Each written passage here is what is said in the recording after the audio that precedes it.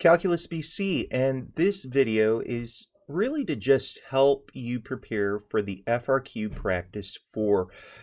There are some topics in calculus that we really have not directly dealt with in this review so far, and I wanted very quickly to highlight some of them, 4 ideas right now. And you're going to see some of these ideas on your FRQ Practice 4 assignment too. But first of all, I wanted us to review area between curves. Area between curves. Well, it's been a little while since we've had that. Let's just say that you have a function f of x right up here, and you have a function g of x down here, and this right here on a left boundary is A, this right here would be B. The area between those curves, whether it's in the first quadrant or even if it's down below in the 4th quadrant, quadrants don't matter. I hope you remember. This area, by the way, it's always going to be positive. The area is going to be the integral from A to B, plain and simply, of f of x minus g of x dx. Okay? What else can we real quickly talk about? Well, we're going to talk about volume. So we had area. We could have volumes of a region when we revolve that. And honestly, even this one, truthfully, I've got to really talk about 2 different ideas. So really, I guess you could say that there are going to be 5 things that we're reviewing in this video, but let's just say that we have the above situation. Let's just say that we have a function f, we have a function g, but we're going to revolve this region about a line. And let's just say that we're going to revolve this around this line right here of y equals c. Obviously, this is going to be what we call the washer method. Sorry, my pen's having a little bit of trouble here. But for our volume, when we have the washer method, what you're going to see, plain and simply, you can pull a pie out. You can say, well, you need to have your big radius squared minus your little radius squared. Okay? So what you are going to see is that your big radius is going to be like a big rectangle. That's this thing right here. To find it, you're going to do top minus bottom. So here we'd say, well, we'd have f of x minus the c, and then we're going to need our little radius right here. That's going to be top minus bottom, g of x minus c, quantities squared. So hopefully you remember that. This video is really just meant to highlight these ideas quickly. You can also go back to Google Classroom and venture back to, that earlier chapter where we were dealing with that, just scrolling back. But look, we also saw that the washer method occurs when your region has space. You could see in yellow here, this yellow region, there was some space between that line y equals c. What if we had the line y equals c, and I'll just draw that in here. And what if we just had the curve f of x right up here, but the region that we're going to revolve around, we're going to revolve this region, spinning it around this line. What if there is no space? Well, this is when we're going to do the disk method. It's actually much easier than the washer method.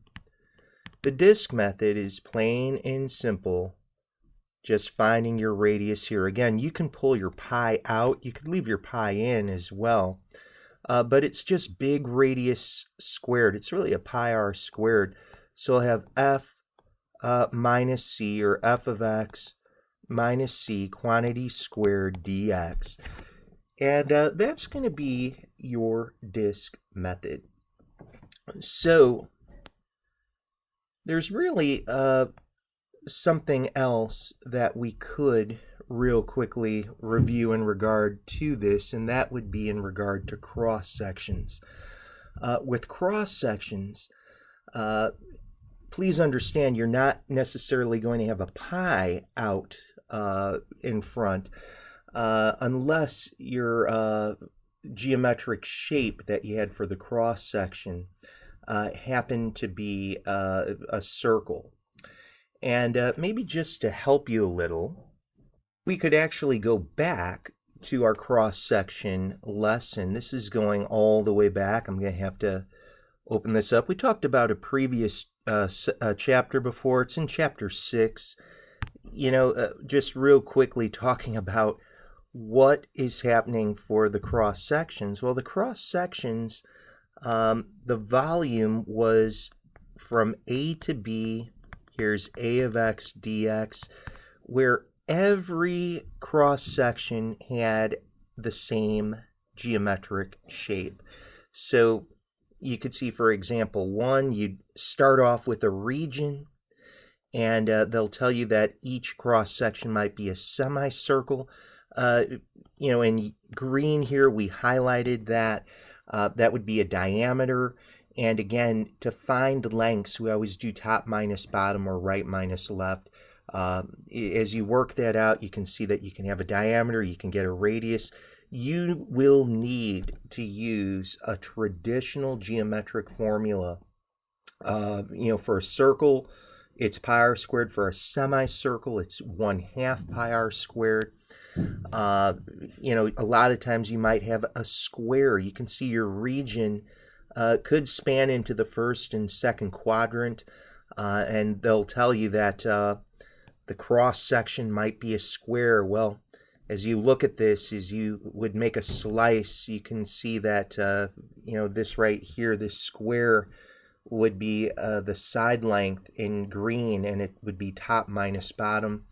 The area formula for a square is just side squared, and you can see what we were doing with that. So that could also creep in, of course, and that's just something that we have to be prepared for, and hopefully you can always look back if you need a refresher. But what else? I think something, as we're moving away from volumes, we can talk about, let's just say that I gave you f of x right here, and here's from A and here's to B. We can talk about arc length.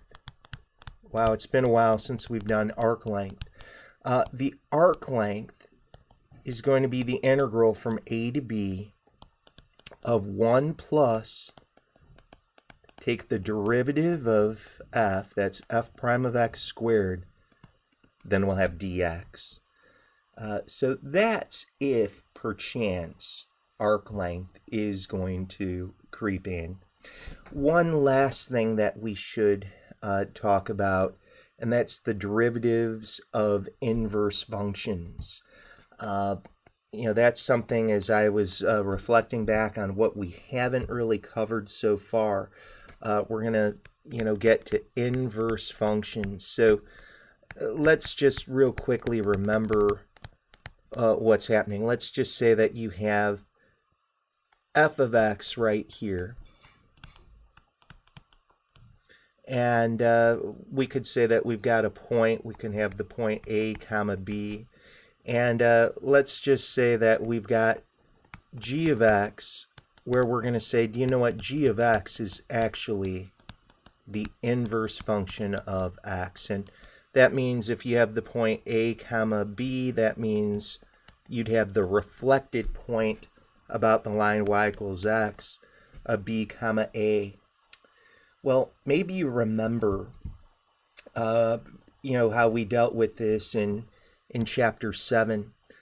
We saw that g prime of b, the inverse function's derivative at b. You might remember us talking about how these lines had reciprocal slope, these tangent lines. So it would be g prime of b would be 1 over f prime of a. You're finding your derivative at a different x value, of course. This x value would be its mirror image. And that's something to help you out just in case an inverse derivative is ever brought into question. So I hope this helps. We'll continue to talk, and we could very well see some of these topics show up in our remaining days. Hope all is well with you. I miss you guys. Hope you're all doing well and your families are well.